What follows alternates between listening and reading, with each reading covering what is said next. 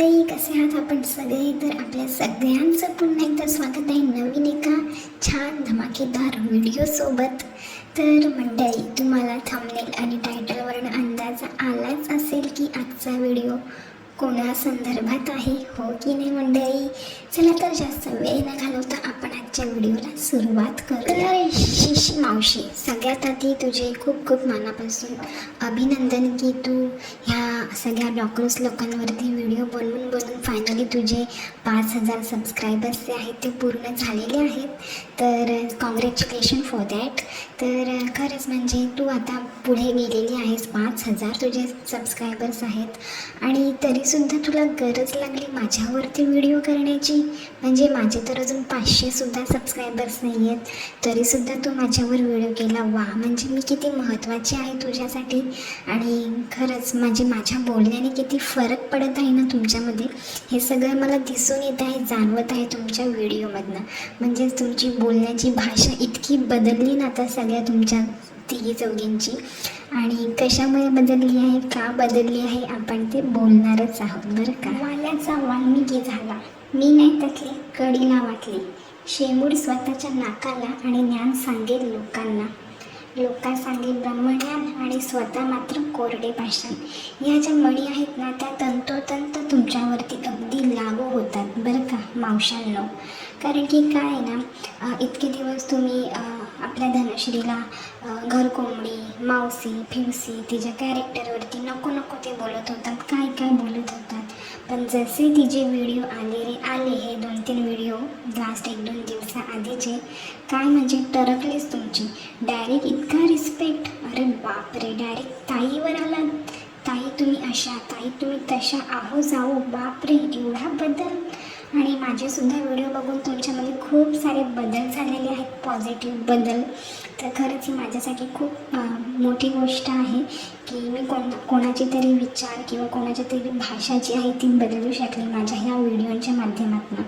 तर खरंच खूप छान वाटलं मला. आणि माझ्या चॅनलची आणि तुमची तुलना अजिबात करू नका, कारण की मी तुमच्या लोकांसारखं कधीच कोणाच्या कॅरेक्टरबद्दल घाण बोलली नाही आहे. इतकं म्हणजे हागलं म्हटल्यासारखं रोज उपसूक त्याच लोकांबद्दल बोलायचं, त्याच 4-5 ब्लॉगर्स लोकांना घेऊन व्हिडिओ बनवायचं, असं तर आम्ही अजिबात करत नाही, कळलं ना.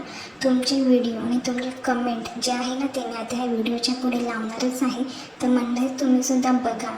म्हणजे ह्या लोकांच्या व्हिडिओमध्ये इतकं म्हणजे निगेटिव्हिटी असते ना, ह्या लोकांचे व्हिडिओ बघून लोक इतके निगेटिव्ह होत आहेत ना, काय इन्फ्लुअन्स करत आहेत ह्या लोकांना, तुम्ही स्वतः बघा मंडळी. हे ज्या कमेंट आहेत ना, तुम्हाला हे कमेंट वाचूनच अंदाजा येईल की ह्या अशा बुद्धीच्या, अशा विचारांच्या लोकांमुळे आपल्या समाजामध्ये कितीतरी निगेटिव्हिटी पसरत आहे. आणि हेच काम ह्या सगळ्या आपल्या ताईमाई अक्का आहेत ना, अगदी अभिमानाने मिरवतात आणि सांगतात सुद्धा अभिमानाने, याची यांना लाजसुद्धा वाटत नाही खरंच. आणि काय हो शिशी मावशी, तुम्ही म्हणजे धनश्रीच्या प्रेग्नन्सीबद्दल, अबॉर्शनबद्दल, मिसकॅरेजबद्दल जे काही स्टेटमेंट टाकलं होतं, जे काही बोलला होतात, म्हणजे अक्षरशः म्हणजे इतका रागसुद्धा आला होता ना. आणि तुम्ही एक स्त्री आहात, एक आई आहात, तुम्ही एका स्त्रीच्या आईपणाबद्दल ह्या सगळ्या गोष्टी बोलत आहात, तिच्या कॅरेक्टरवरती सरळ तुम्ही बोट उचलत आहात.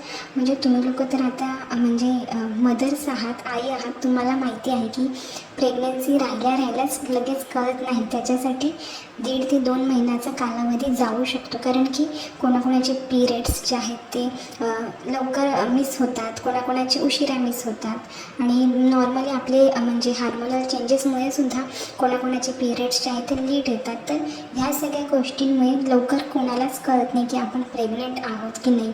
तर ह्या सगळ्या प्रोसेससाठी कमीत कमी 1.5 ते 2 महिन्याचा कालावधी जावा लागतो. एवढी बेसिक माहिती तरी तुम्हाला नक्कीच असेल, कारण की तुम्ही आता आया आहात झालेल्या, त्यामुळे तुम्ही काय अशाच आया तर झालेल्या नसणार आहात, हो की नाही.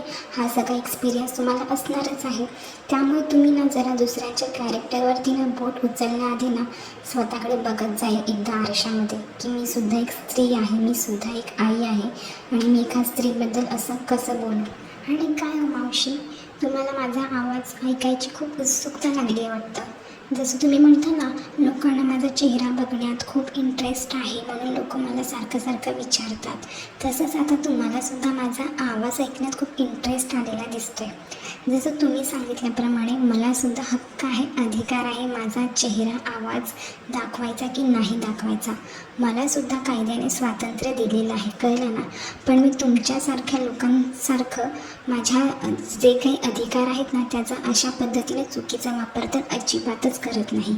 व्हिडिओमध्ये घाण घाण बोलायचं, एखाद्याच्या कॅरेक्टरवरती बोट उचलायचं आणि रोज रोज उठसूट त्याच लोकांना घेऊन व्हिडिओ करत राहायचं, असं तर मी अजिबातच करत नाही, कळलं ना.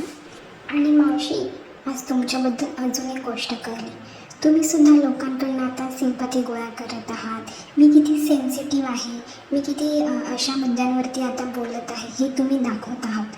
अहो, समाजामध्ये आता हे जे काही प्रकरण होत आहे ना, खरंच ते अत्यंत निर्दयी आणि अगदी घाणेरड्या प्रवृत्तीच्या लोकांनी केलेलं आहे आणि ते खरंच खूप म्हणजे दुःखदायक आहे. यावरती मी बोलणारच आहे. पण म्हणतात ना, जेव्हा केव्हा मी बोलायचा विचार करते ना तेव्हा अजून अशा घटना ज्या आहेत ना घडत जातात आपल्या समाजामध्ये मंडळी. त्यामुळे मनाला असं कुठेतरी खूप बोलतात ना यातना होत आहेत. आणि कधी व्यक्त हो मी असं झालेलं आहे तुमच्यासोबत ह्या सगळ्या विषयांवरती. पण बोलूया लवकरच. पण काय हो शिशी काकू, तुम्हाला हे सगळं आत्ताच बरं बोलायचं सुचलं हो? या सगळ्या गोष्टींना उलटून बरेच दिवस झालेत, आता 8-10 दिवस झालेले आहेत, काही गोष्टीला 15 दिवस, 1 महिना झालेला आहे. तुम्हाला आत्ताच बरं ह्या सगळ्या गोष्टींबद्दल बोलण्यासाठी, चर्चा करण्यासाठी, कम्युनिटी पोस्ट टाकण्यासाठी वेळ मिळाला? इतक्या दिवस काय झोपला होतात का तुम्ही? म्हणजे आम्हाला कळते हो तुम्हाला आता लोकांकडनं बोलतात ना मी किती संवेदनशील आहे, मी किती सेन्सिटिव्ह आहे हे दाखवायचं आहे. पण अहो, तुमच्यातील हीच माणुसकी, हीच संवेदनशीलता कुठे जाते हो?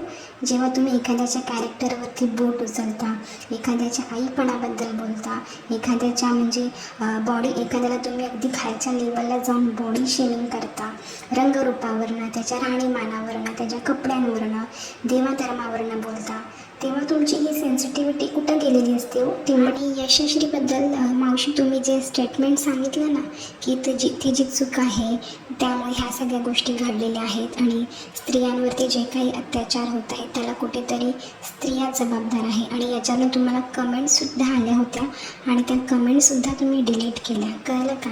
ती कमेंट मी एक पुढे लावेलच, बाकीच्या कमेंट तर तुम्ही हुशारीने डिलीट केल्या. तर म्हणजे किती ना तुम्ही एक स्त्री असून एका स्त्रीबद्दल असं बोलता. मला मान्य आहे, 1-2 गोष्टी तुमच्या मला पटल्यासुद्धा की काही स्त्रिया अशा आहेत ज्या आपल्या स्त्रीपणाचा फायदा घेतात. कायदा जो आहे तो त्यांच्या बाजूने असल्यामुळे कायद्याला धरून त्या ह्या सगळ्या गोष्टींचा जो आहे तो अगदी फापट पसारासुद्धा करतात. काही अशाही स्त्रिया असतात.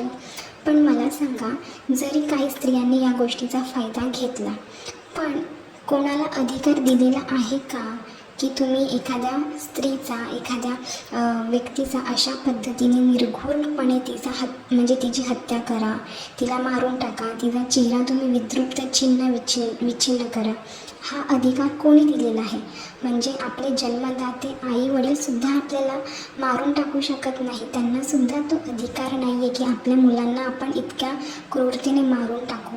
तर ते जे पुरुषप्रधान जी संस्कृती आहे ना ती वाढीला तुमच्यासारख्या लोकांमुळे लागलेली आहे. तुमच्यासारख्या विचारांच्या बायका या समाजात आहे ना, त्यामुळे पुरुषप्रधान संस्कृतीला चालना मिळत आहे. आणि या पुरुषांची जी वृत्ती आहे ना, घाणेरडी नीच वृत्ती, ती अजून वाढत आहे, हे लक्षात ठेवा. अहो, कुठची स्त्री कितीही वाईट वागू दे, कितीही खालच्या थराला जाऊ दे, पण कोणालाच अधिकार नाही आहे तिला अशा पद्धतीने तिचा जीव घेण्याचा किंवा तिला इतक्या क्रूरतेने मारण्याचा, कळलं ना? त्यामुळे तुम्ही जे काही बोललात ना ते अत्यंत चुकीचं आहे आणि अत्यंत म्हणजे बोलतात ना, आता काय बोलावं तुम्हाला, नुसतं वय वाढले हो तुमचं. पण कुठे काय बोलावं ना याची पण जराशी तुम्ही संवेदनशीलता ठेवा तुमच्यामध्ये. आणि फॅन्ड्री मावशीच्या एका व्हिडिओला एका ताईने कमेंट केली होती की त्यांचे मामा पोलीस आहेत आणि त्यांनी सांगितलं की यूट्यूबवरची जी म्हणजे केस आहे, FIR आहे, ती कोणी ॲक्सेप्ट करत नाही आणि घेतलीच तर त्याकडे कोणी लक्ष देत नाहीत. तर मला त्या ताईंना विचारायचं आहे, तुम्हालासुद्धा एक मुलगी आहे आणि देव न करो तुमच्या मुलीवर जर अशी वेळ आली, तिला जर कोणी अशा पद्धतीने मानसिक त्रास दिला, तर तुमचे मामा आणि तुम्हीसुद्धा असंच बोलाल का हो की कायदा जो आहे तो काय नुसताच नावाला आहे, तो काय ॲक्शन घेत नाही, काम करत नाही असंच म्हणाल का?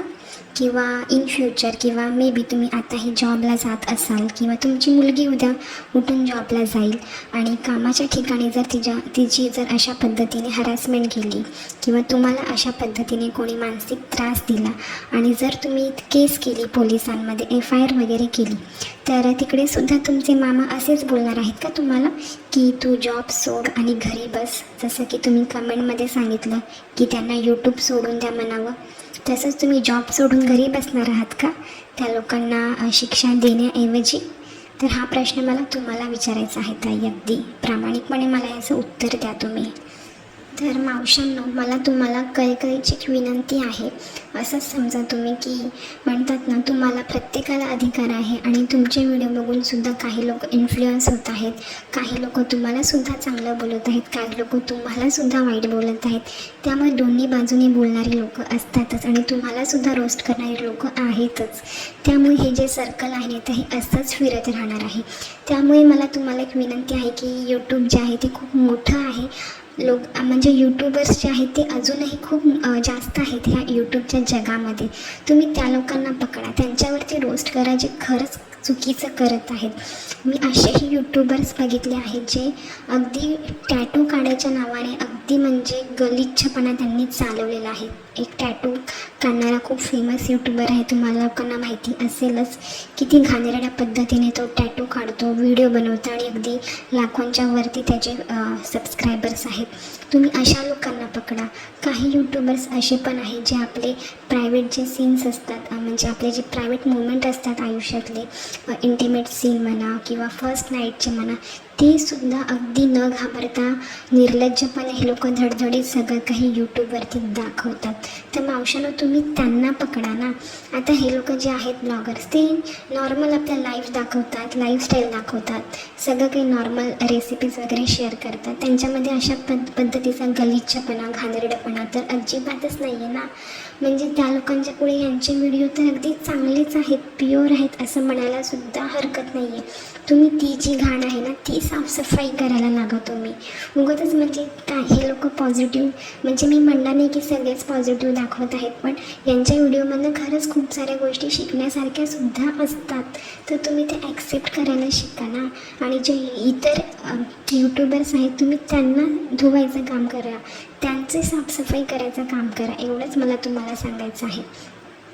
आता तुम्हाला कायद्याने अधिकार दिलेला आहे बोलण्याचा, त्यामुळे तुम्ही काहीही बोलाल आणि समोरचा काहीही ऐकून घेईल, तर अशी आता परिस्थिती राहिलेली नाही आहे. त्यामुळे वेळीच सुधरा आणि सावरा स्वतःला, हेच मला तुम्हाला सांगायचं आहे. तर मंडळी, आय होप की तुम्हाला आजचा हा माझा व्हिडिओ नक्कीच आवडला असेल आणि माझे विचार तुम्हाला कसे वाटले ते सुद्धा मला कमेंट बॉक्समध्ये नक्की सांगा. भेटूया अशाच एका छान धमाकेदार व्हिडिओसोबत. तोपर्यंत सगळ्यांनी आपापली आणि आपल्या कुटुंबाची काळजी घ्या. बाय.